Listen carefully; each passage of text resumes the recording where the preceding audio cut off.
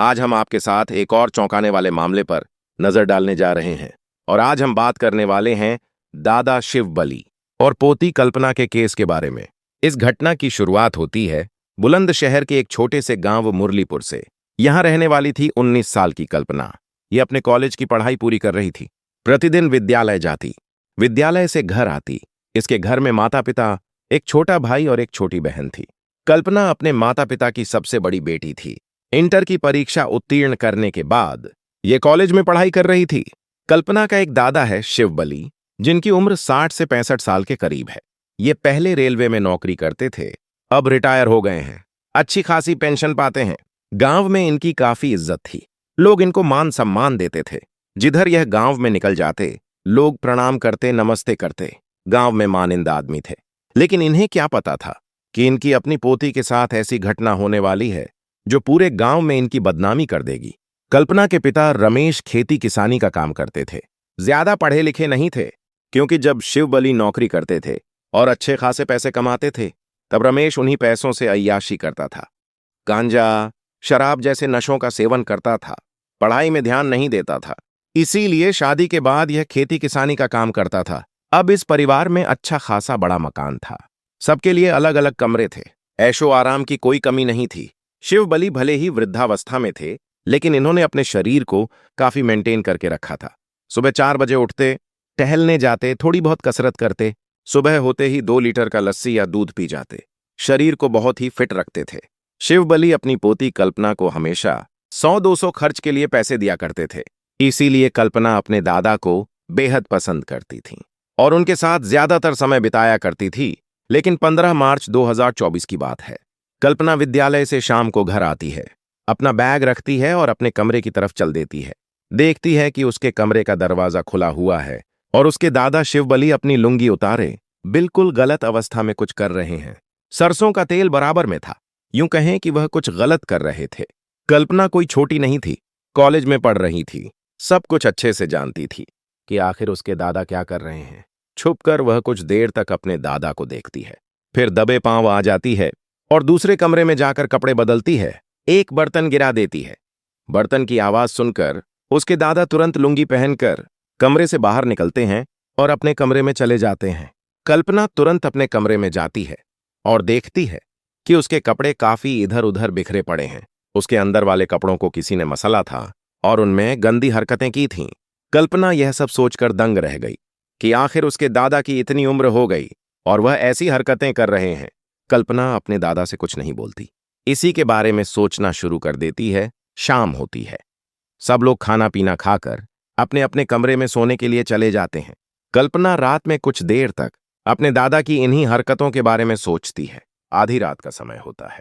वह अपने दादा के कमरे में जाती है और उनसे पूछती है, दादा, जब मैं विद्यालय से घर आई तो आप मेरे कमरे में क्या कर रहे थे? मेरे कपड़ों के साथ क्या कर रहे थे? मुझे सच सच बताइए। इतना सुनते ही शिवबली हैरान हो गए। अपनी पोती से कहने लगे, बेटा, मैंने जो किया उसके बारे में बुरा मत मानना, किसी से मत बताना, नहीं तो मेरी बदनामी हो जाएगी। तुम तो जानती हो कि तुम्हारी दादी को मरे हुए कई सालों का समय बीत चुका है। मैं अकेला हो गया हूं। आखिर मेरी भी कुछ जरूरतें हैं। अब मैं क्या करूं? जब तक तुम्हारी दादी थी तब तक मेरा जीवन बड़ा ही खुशहाल था, लेकिन अब मैं अकेले नहीं रह पा रहा हूं। इतना सुनते ही कल्पना हैरान हो गई और अपने दादा से कहने लगी, आपको यह सब नहीं करना चाहिए। आपकी उम्र हो गई, आप कोई जवान तो है नहीं। तभी उसके दादा बार बार उसे समझाते हैं, देखो, इसके बारे में किसी से मत कहना। अगर तुम बताओगी और तुम्हें यह गलत लग रहा है तो जब तुम्हारी शादी होगी तो यह सब अपने पति के साथ मत करना। तभी कल्पना कहने लगी, आखिर यह बताइए, जिसके साथ मेरी शादी होगी तो मुझे तो यह सब करना ही होगा। मैं क्यों नहीं करूंगी? उसके दादा कहते हैं, अब अपनी बात आई और तुम बात घुमा रही हो। जब तुम्हारी शादी होगी तो तुम अपने पति के साथ अपनी सारी हसरतें पूरी करोगी। इसीलिए जीवन में एक पार्टनर की बेहद जरूरत होती है, जिससे हम सुख दुख और अपनी जरूरतों को साझा करते हैं। अब मेरे साथ कोई नहीं है, मैं अकेला हूं। कल्पना उनकी बातों को सुनकर संतुष्ट हो जाती है और कहती है, दादाजी, अगर आपकी ऐसी हालत है तो मुझे कुछ सोचना पड़ेगा। वह उस समय तो वहां से चली आती है, अपने कमरे में आती है और रात भर इसी बारे में सोचती है। सुबह उठती है, तैयार होती है, विद्यालय चली जाती है। विद्यालय से जब वह शाम को घर आती है तो घर में उसके माता पिता और घर के अन्य लोग खेतों में चले गए थे। घर में अकेला उसका दादा ही अपने कमरे में लेटा हुआ था। कल्पना बैग रखती है, हाथ पैर धोती है और अपने दादा के कमरे में चली जाती है। आज वह उनसे ऐसी डिमांड रखती है कि उसके दादा के पैरों तले से जमीन खिसक जाती है। वह कहती है, दादाजी, आप जो कल कर रहे थे मैं उसे भूल नहीं पा रही हूं। मेरे दिमाग में सिर्फ वही ख्याल आ रहे हैं। आज से आप वह सब नहीं करेंगे। जो कुछ करना होगा आप मुझसे करें। मैं आपकी सारी जरूरतें पूरी करूंगी। इतना सुनते ही शिवबली उसे समझाने लगे, मैं यह सब तुम्हारे साथ नहीं कर सकता। समाज में और तुम्हारे माता पिता को इसके बारे में पता चलेगा तो वह क्या कहेंगे, क्या सोचेंगे?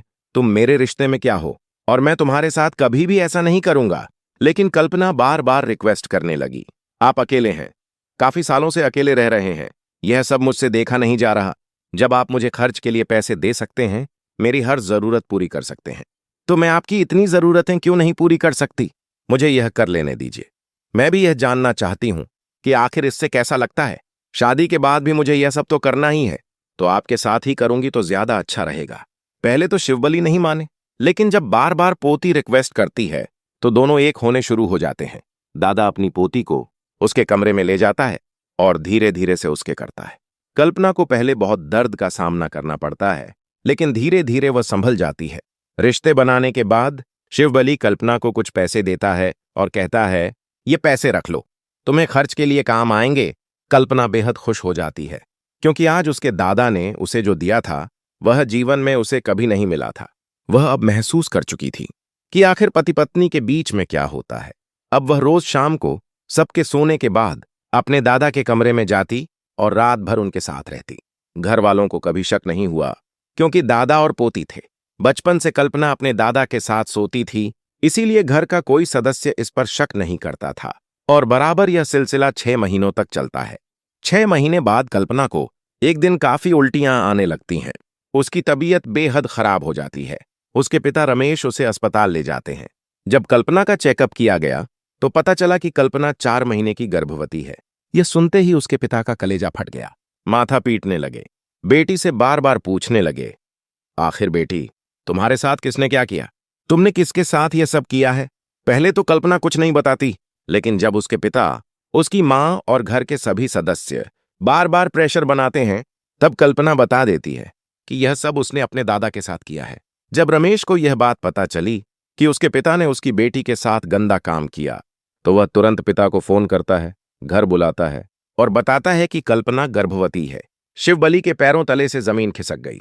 वह अपने बेटे और घर के सदस्यों को समझाने लगा, बेटा, मुझे माफ कर दो, मैं ये सब नहीं करना चाहता था, लेकिन पोती मेरे पास आकर सोती थी, खर्च के लिए पैसे लेती थी और उसने खुद कहा कि मेरे साथ दादा यह सब कीजिए। मैं नहीं करता अगर उसने ना कहा होता। रमेश अपने पिता को समझाने लगा, आपको उसे समझाना चाहिए था, मारना चाहिए था, डांटना चाहिए था, ना कि उसके साथ अपनी हसरतें पूरी करनी चाहिए थीं। रमेश गुस्से में आकर घर से एक लठ लेता है और अपने पिता पर बेरहमी से डंडों से वार करना शुरू कर देता है। वह पीटता जाता है, रोता जाता है। शिवबली बार बार रिक्वेस्ट करता है, मैंने कुछ नहीं किया, कल्पना ही ने मेरे साथ यह सब करने के लिए कहा था, लेकिन उसकी बातों को कोई नहीं सुनता। रमेश पीट पीट कर अपने पिता की जान ले लेता है। जब घर में चीखने चिल्लाने की आवाज सुनाई देती है तो आसपास के लोग इकट्ठा होते हैं। जब सब लोग कल्पना के घर में जाते हैं तो देखते हैं कि शिवबली की मौत हो गई है। गांव वाले पूछते हैं कि आखिर क्या हो गया, किस लिए झगड़ा हुआ? तब रमेश अपने पिता को गाली देने लगा और कहा, यह पिता नहीं, एक कसाई था। इसने अपनी पोती के साथ गलत रिश्ते बनाए। आज वह गर्भवती है, तो बताइए मैं इसको कैसे जिंदा छोड़ दूं? गांव के लोगों को जब यह बात पता चली तो वह शिवबली पर थूकने लगे। आखिर यह कैसा दादा था जो अपनी सगी पोती के साथ गलत रिश्ते बनाया? लेकिन साथियों, यहां दादा ने तो गलती की, लेकिन पोती भी पढ़ी लिखी थी। उसे भी समझना चाहिए था कि वह अपने दादा के साथ यह सब न करे। वह तो खर्च के पैसे के लिए और दादा से इतना लगाव हो गया कि वह अपने दादा को ऐसी स्थिति में नहीं देखना चाहती थी और दादा को खुशी देने के चक्कर में आज यह घटना हो गई।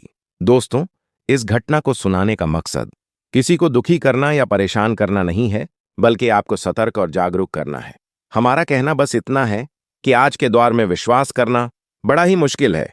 अगर आपकी नई नई शादी हुई है या फिर घर में कोई महिला सदस्य है तो किसी को अकेले किसी रिश्तेदार के साथ ना भेजें, ना ही किसी के साथ अकेले आने जाने दें, क्योंकि जो आज का समय चल रहा है यह विश्वास के लायक नहीं है। इस पूरी घटना पर आपके क्या विचार हैं? हमें कमेंट में जरूर बताएं। साथ ही आप इस वीडियो को किस शहर से देख रहे हैं, यह भी जरूर लिखें। अगर आपको हमारी मेहनत पसंद आई हो, तो कृपया इस वीडियो को लाइक करें और अपने दोस्तों के साथ शेयर करें, ताकि यह जानकारी ज्यादा से ज्यादा लोगों तक पहुंच सके। अगर आपने अब तक हमारे चैनल को सब्सक्राइब नहीं किया है, तो कृपया अभी सब्सक्राइब कर लें। धन्यवाद।